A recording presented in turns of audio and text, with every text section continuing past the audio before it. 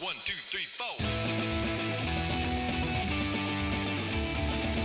got thoughts running through my head. I got thoughts, can't you see? I got thoughts, the books I read. I got thoughts, won't you listen to me?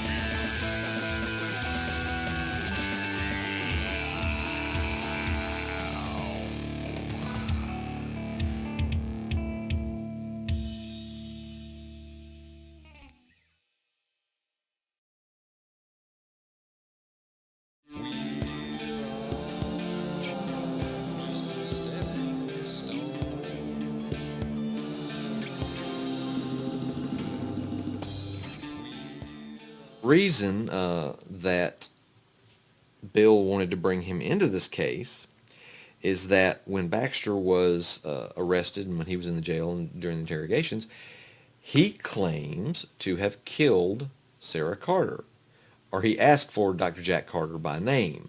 When Jack first interviews Baxter, he's trying to find out something about Sarah. And we said, well, Baxter has no recollection of that. He's, you know, he says basically, I don't know what the hell you're talking about. I never said that. George is saying he doesn't remember killing anyone. He could not have killed anybody. He's not violent, and none of his past history bears out that violence. I mean, it's been bar brawls and punching his boss and that sort of thing as he goes from job to job, but nothing that would suggest he would want to chop up women in his basement.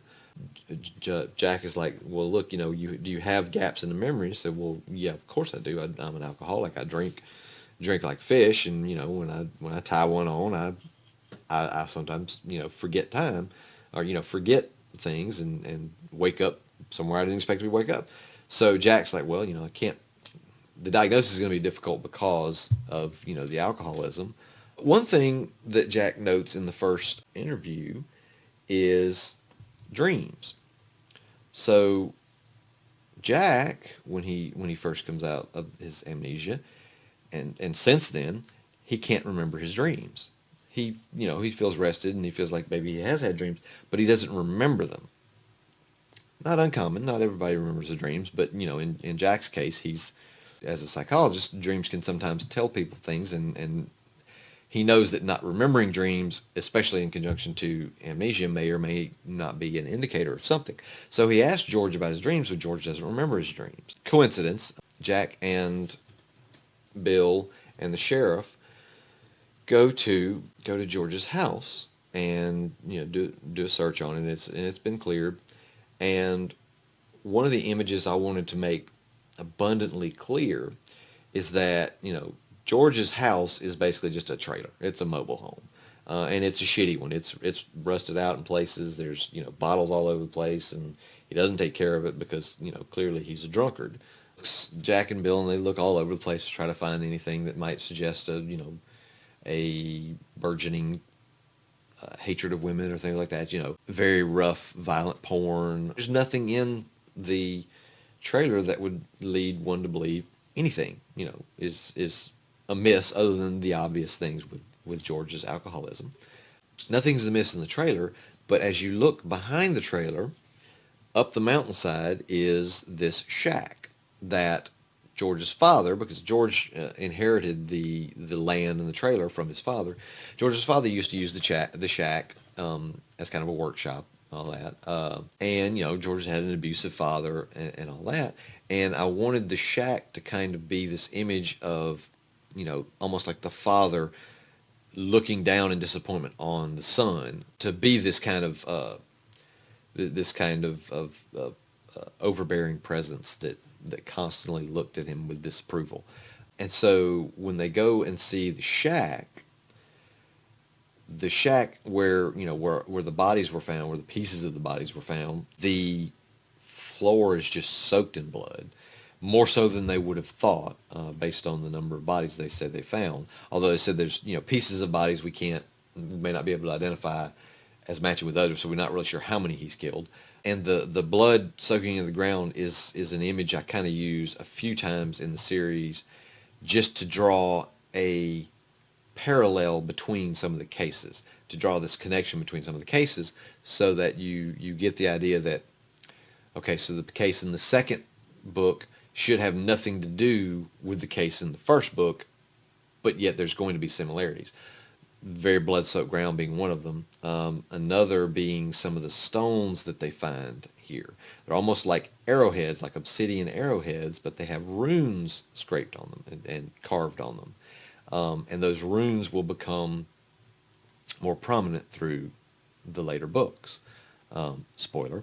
One of the other things that Jack notices, and I wanted to make clear, was that the shack where all the bodies are, if you discount the blood on the floor, the implements and the tools that he used to kill the women, to dismember the women, they're all just absolutely precise, like laser precise in place. They're all in this perfectly neat order, almost as if the person who lived in the trailer was not the same person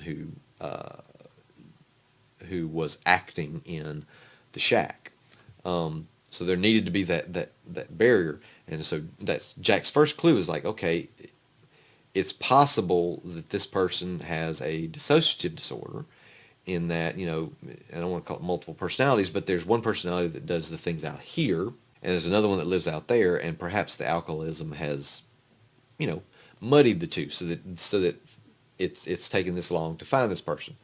Jack and Bill and the sheriff interviewing George's sister, George Baxter's sister, named Lynette Miller. As I was writing the screenplay for this, as I was trying to adapt this to a screenplay, I was finding that it was going long. I was basically trying to get it within 60, 70 pages, which I didn't end up doing. And as I was trying to cut things down, I started realizing this part of the book, this chapter, where we talk about Lynette, could probably be cut out. If I was trying to cut stuff out from, an episode to for time, this whole scene could probably go away, because a lot of this we could tell. I hate to tell it with exposition, because you do want to show, but I mean, basically, Lynette, his sister, is just going to be a character that exists for exposition about some of his past. So the more I think about it, the more I see this scene. I think it's decently written, but it's one of those where it's probably extraneous if I'm looking to cut things for time. So there's a little, sausage making there for you. The way that they caught George, because again, no one had suspected him of anything like this barfly named Ava, who ends up being cousin of the sheriff, they were tying one on at his place, and then he went crazy and started talking in this, talking these very weird, very flowery language sayings. And then he started beating her and knocked her out, dragged her up to the shack. But she managed to escape, and they caught him the next morning, passed out on the floor. He had no memory of any of it. Through the whole book, I set it through kind of a third-person perspective of Jack. So what you're seeing and hearing and reading is Jack's, thoughts, but not in first person, in third person. But I wanted to shift it right in the middle, so that we could have kind of, if you're looking at it on a TV episode, we'd have flashback where we see what happened, instead of Ava just telling it to us. Because again, I'm thinking, show don't tell is one of those, rules you need to follow as a writer. So I'm thinking, I want to show this. I don't want to just say this is what happened. And I think seeing the violence that George would have been using against her, and seeing that shift would make it more obvious, because by this point, we're talking about this, by this point we've seen George enough that we know he's not going to talk in the manner that he talked. You ever looked into the darkness? I mean, really looked. Her brows furrowed with confusion. What darkness? What the fuck are you talking about? We all stare into shadows in dark rooms and think we know what the darkness is. We're afraid of it, afraid of what might be lying in wait, but we really don't think it'll be anything that bad. We're afraid it will be, but the worst we can ever imagine is maybe a wild animal, maybe a person we don't know waiting there to do us harm. His hands grabbed both of her arms then, squeezing so tightly she could feel his thumbs digging into her bones. His words were measured and slow, each syllable spat out with such emphasis. We have no concept. There's nothing in the darkness looking back at us. It is the darkness itself that stares us directly in the face and dares us to blink. And we do not blink because we are ignorant of the magnitude of the danger we face. Do you see the darkness now? You've seen George Baxter speak, and this would sound nothing like him. And I think as an actor, an actor who got that role could really, sink their teeth into the switch between, the drunken redneck George and, dark killer George.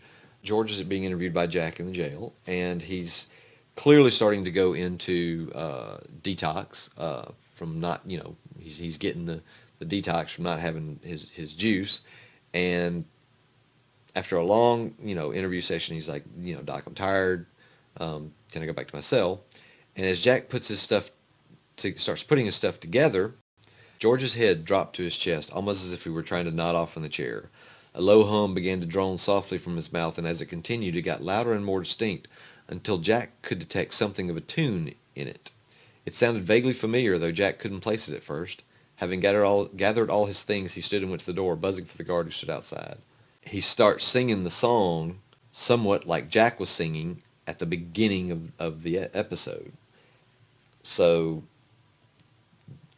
Jack thinks he's trying to sing the monkey song, and he goes, I don't think that's how the song goes, Jack said with an anxious chuckle. George's grin grew bigger and almost ecstatic. You're thinking of the wrong song.